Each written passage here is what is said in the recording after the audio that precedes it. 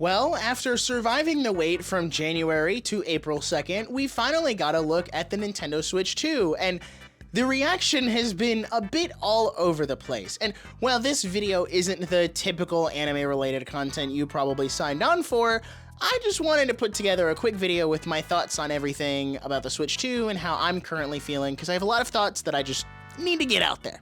Also, I'm recovering from getting sick, so if I sound awful, that's why. Maybe you guys will finally stop leaving comments that I sound like the nerd emoji. Well, actually. First off, let's start with my thoughts on the Direct itself. And I'm gonna be completely honest with you. This may have been the most excited I've ever been watching a Direct. All the new features they showed off really just sold me on how different Switch 2 is from the Switch 1. For starters, we got what may have been the most surprising thing to me, which is weird because I've been following the leaks and I kind of knew this was coming.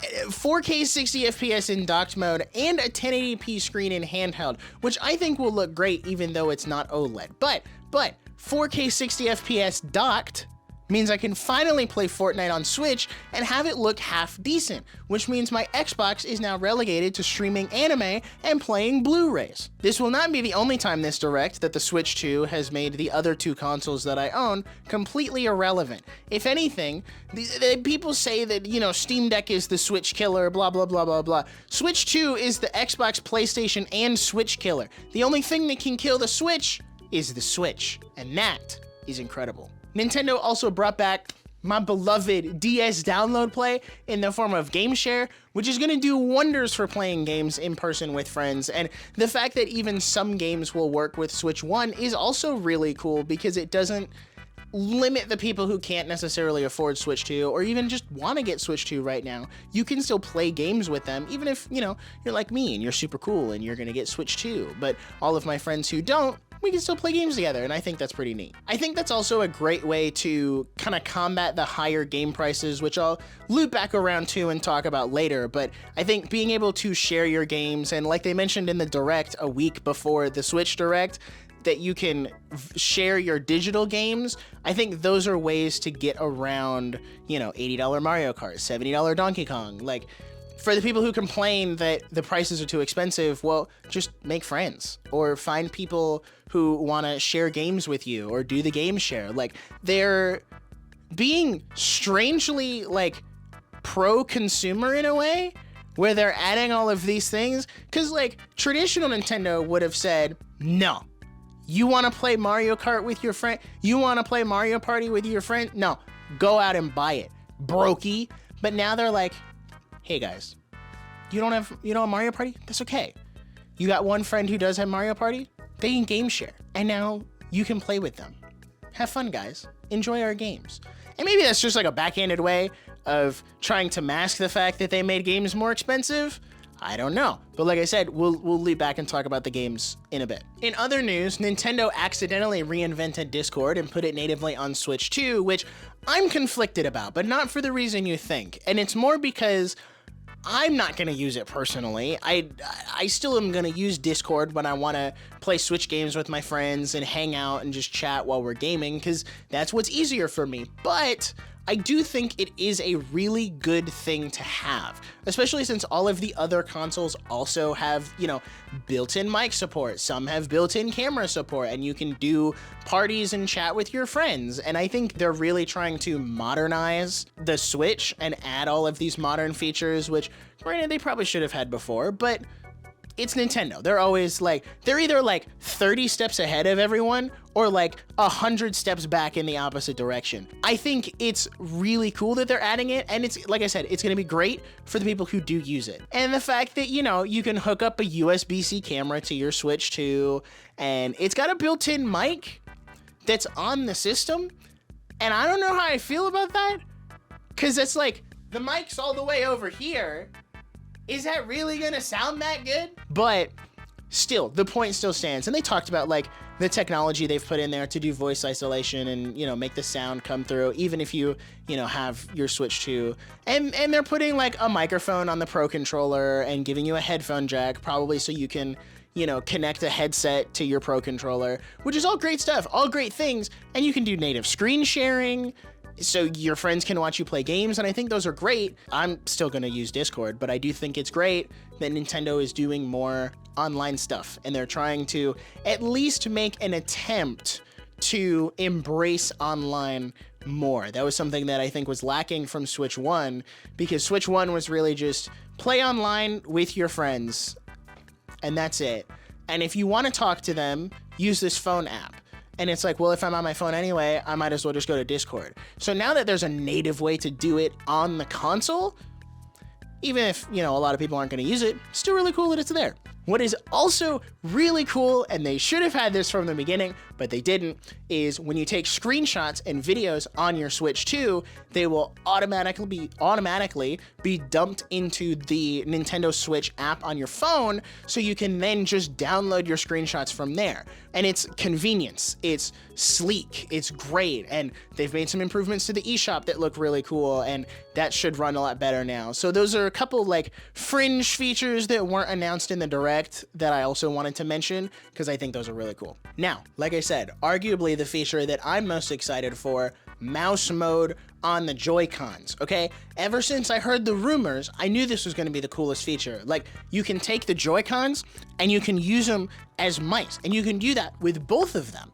And I think that is so cool. I watched people do some gameplay of Metroid Prime 4 using the mouse controls like to aim and stuff, and holding the other one to just do movement, and it was so cool. It was so smooth and sleek, and it worked really well, and it's also just a neat way for Nintendo to kind of slide a gimmick into the Switch 2 without having to do something super wild and crazy like glasses-free 3D, a second screen. Hey, you want the Wii, but better, but actually worse, and we'll just give you a giant iPad?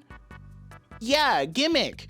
This was a very like natural work it into the system type gimmick, and I think that's great. And I'm very interested to see how third-party games or even like Nintendo games take advantage of the fact that every Switch 2 now has mouse controls built in, because it means I might actually use the Joy-Cons more than just leaving them locked in the dock all the time, which is why my Joy-Cons never have drift, because I just don't use them. So yeah, it is what it is. But that is my favorite feature they announced today, is mouse controls, and I'm very excited to try that out for myself. Okay, new console features are cool and all, right? Like, not really that important, just a justifiable reason to pay for the system. But the real question, does Nintendo Switch 2 have games? Yes, it has games. Actually, quite a few of them. In terms of new games, I'm personally really excited for Mario Kart World, which has pretty much everything I've ever wanted in a new Mario Kart game, because in addition to the traditional Grand Prix mode, which looks insane on its own how they've changed that, and you drive between the tracks now instead of just getting, teleported and load screened in between every track, they also added I'm so excited I can't even talk. They added an elimination mode, which I've wanted for years, since I thought that would be really cool, where as you're playing, you get progressively eliminated, and that's probably the mode I'm gonna play the most. And I'm gonna get really mad when I lose on the first one, because I suck. So now there is also a free roam mode, so this new Mario Kart game is basically just a Forza game, so suck at Xbox.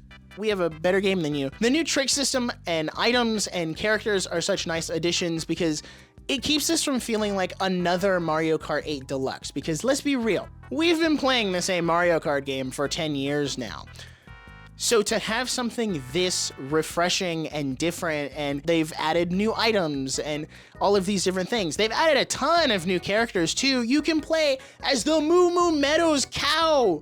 Dude, they're just adding anyone to Mario Kart now. And that's that's insane to me. That's crazy. They really said, who wants in? And everyone raised their hand and they said, get on over here. We'll put you on the roster. They also got rid of kart customization, which I was a little upset about at first, because I really liked the concept of customizing your cart, but then I realized that's actually not a bad thing, because the problem with cart customization is that everyone found the meta and everyone used the same cart and the same characters, and there was no originality. And if you wanted to do something super random, well, you'd probably just get absolutely destroyed by someone who's using the meta. Now, I do hope there are a lot of cart options and not just the same like 6. We'll see how that pans out. And it also seems like certain characters will be able to get new outfits, which hopefully means we have something to do with all the coins we collect, because if I'm gonna run around and collect coins all day,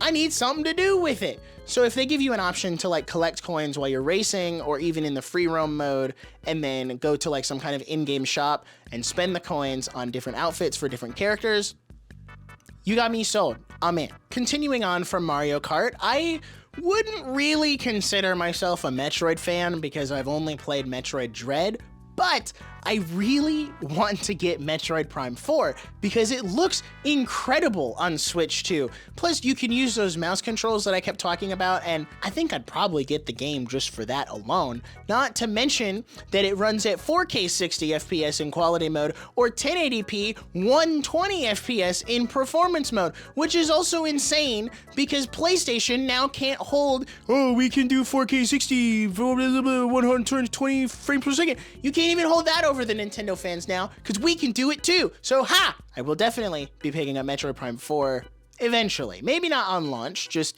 depending on where I'm at financially, and I have a big Switch backlog here that I need to get through, but we'll see how that goes. I'll probably get it eventually. Another game I'm kind of on the fence about is Donkey Kong Bonanza. While I do think it looks incredible visually, I wasn't a huge fan of Mario Odyssey, and I think this game looks really similar, and maybe I'll get it, maybe I won't. Not to say it's going to be a bad game, because I think it will be an incredible game, but it's just not my style of game.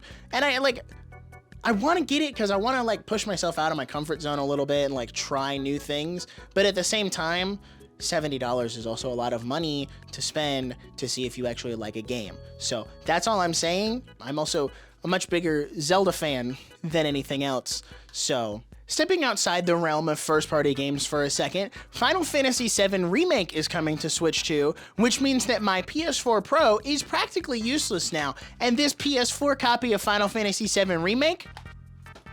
Irrelevant. Not needed. The only thing that's saving my PS4 Pro right now is the fact that I haven't finished Persona 3 Reload yet, but even then, I'm sure that'll come over to Switch 2 eventually. They just didn't feel the need to announce it right now. Like maybe they're gonna do a bundled DLC pack down the line, and then that's what'll come to Switch 2. Same for Metaphor ReFantazio. I was kind of hoping that would be here, and I think Atlas will put their games on Switch 2.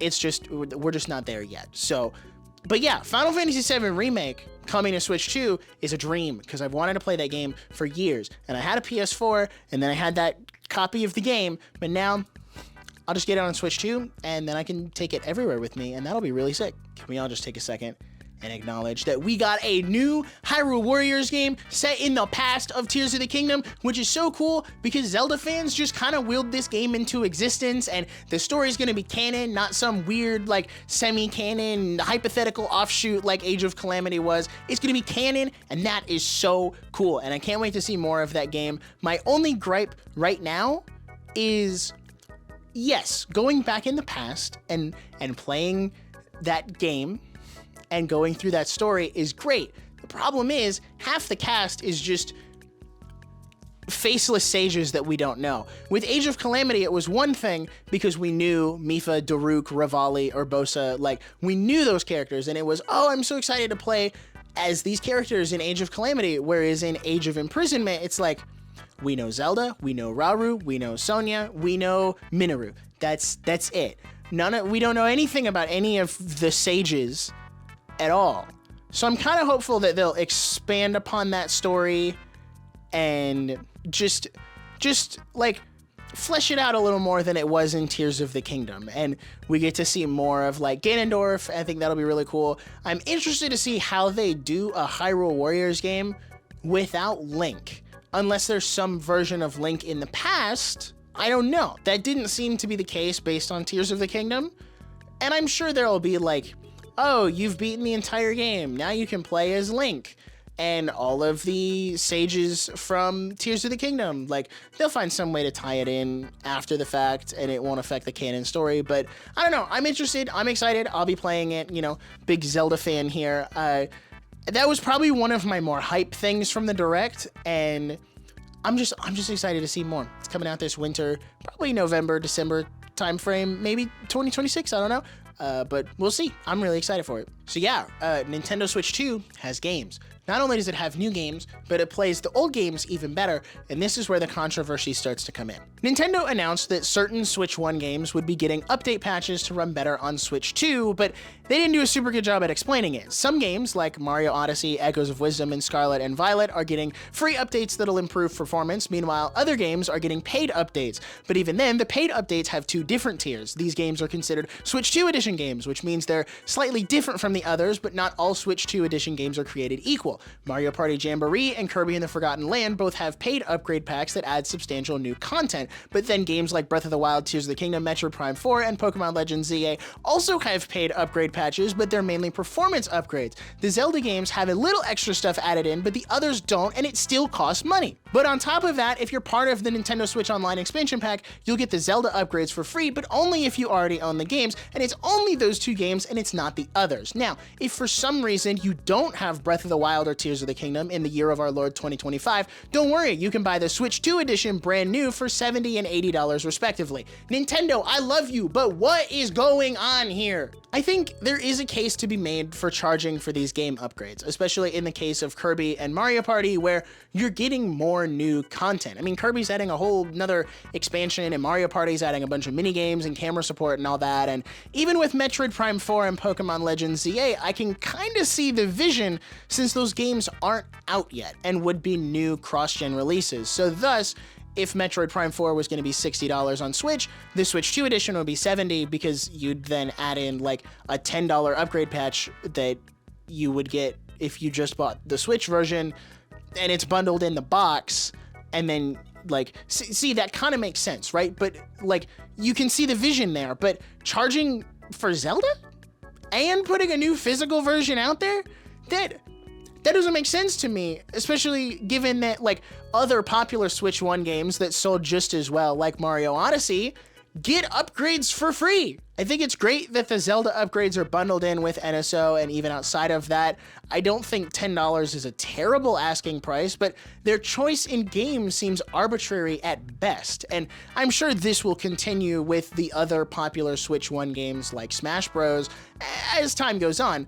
Unless these upgrade packs utterly flop, and then maybe they'll all be free, or maybe they'll all be included with Nintendo Switch Online, who's to say? Now, this section of the video is probably going to age very poorly, because it's aged poorly since, you know, I scripted this video 12 hours ago from recording it, and that's when we're going to talk about the price of Switch 2. So I'm just going to kind of go through what I had scripted, and then at the end, I'll make some adjustments and some addendums. So while we're on the topic of prices, Switch 2 is gonna, hopefully, cost you a big fat $450, which, again, in the year of our Lord 2025, being completely honest, isn't that bad. Xbox and PlayStation are both $500 plus, depending on which version of that console you get, and the Switch OLED was $350, so I don't think there was really any world where Switch 2 was less than $400. And I also feel like what they're doing with the console itself and the improvements they're making and all of that, I think really justifies the $450, at least in my mind. So with that being said, let's talk about where things get a little dicey. And usually I don't talk about politics on the channel because I don't think it's usually a relevant or productive conversation to anything I'm talking about. But we do kind of have to talk about it here. When they announced that the Switch 2 was going to be $450, everyone said, oh my goodness, that's a little expensive. It's because of tariffs, isn't it? Well, yes, but actually no. And this is just my opinion. I don't know anything about Nintendo internally. My uncle doesn't work at Nintendo. Initially, I don't think the $450 price tag was because of tariffs. And if anything, it was $450 anticipating tariffs, like they were adding that little extra cost on. So initially, I don't think it was because of tariffs. Now, that situation has changed, and maybe it'll change again by the time this video comes out because I'm, recording it ahead of time and we just don't have the most up-to-date information. Nintendo announced that they're delaying pre-orders specifically in the US because of tariffs, which means they're probably going to have to renegotiate and rethink about, does the console need to be $500? Does it need to be $550? Does it need to be higher? I don't really know. It is what it is. It's outside my control. There's nothing I can do about the price of Switch 2. All I can do is either buy it or not buy it because it's too expensive and wait for the tariffs to be dropped because they probably will eventually. So, I don't know. Oh, and also, there's no such thing as a $90 game. That's just a false narrative that has been going around, and it's really annoying because no matter how many times you correct people, they still keep running with the idea that Mario Kart is going to be $90. No, Mario Kart is $80, which I'll come back to in a second because it's a very interesting choice on Nintendo's front. But the game never cost $90. That was just a bad headline put out by someone who got the European and USD rates of the game confused. And it was 90 euros and $80 here. And that was another thing I don't think Nintendo handled very well is they shadow dropped prices and drip fed them one at a time. And they didn't even talk about it in the Switch 2 Direct. We ended the Direct and I was like, okay, that's great. We know when it's coming out. When can we pre-order it? How much is it gonna cost? How much is that new Mario Kart?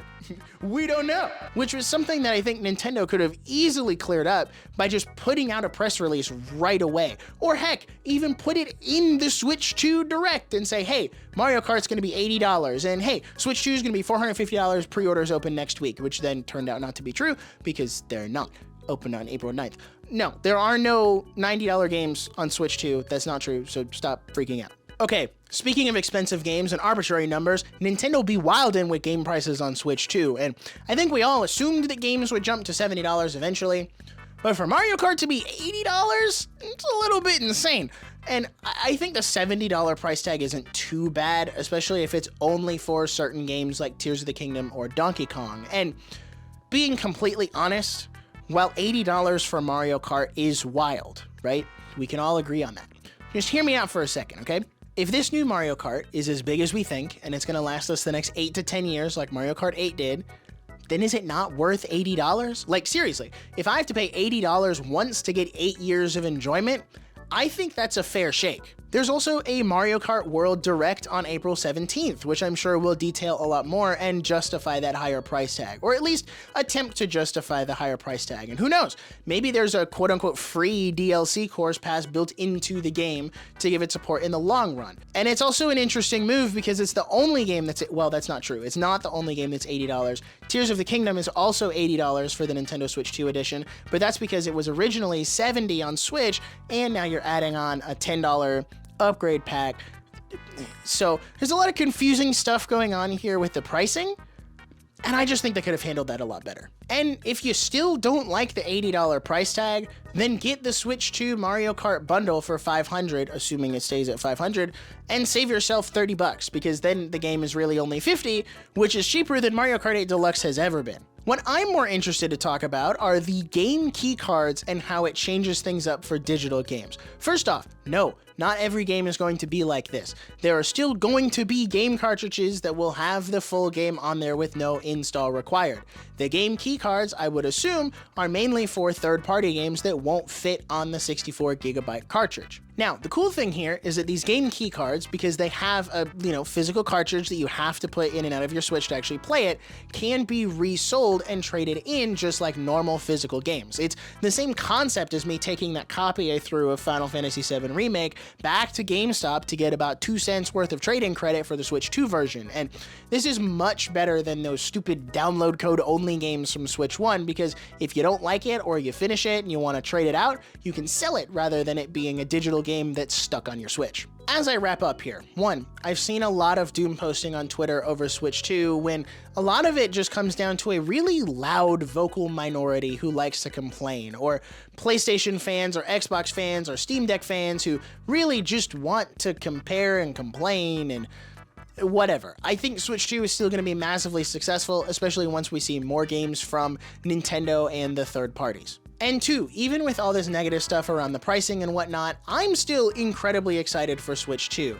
I think the new features are awesome, the games look incredible, and I can carry my entire Switch library forward and keep knocking out this massive backlog, hopefully with some of them running and looking better on that new hardware. So yeah, those are my impromptu thoughts on Switch 2 and why I'm still incredibly excited for it, but let me know in the comments below what you think. Is the console overpriced? Are the games not worth it? And as always, I look forward to continuing the discussion.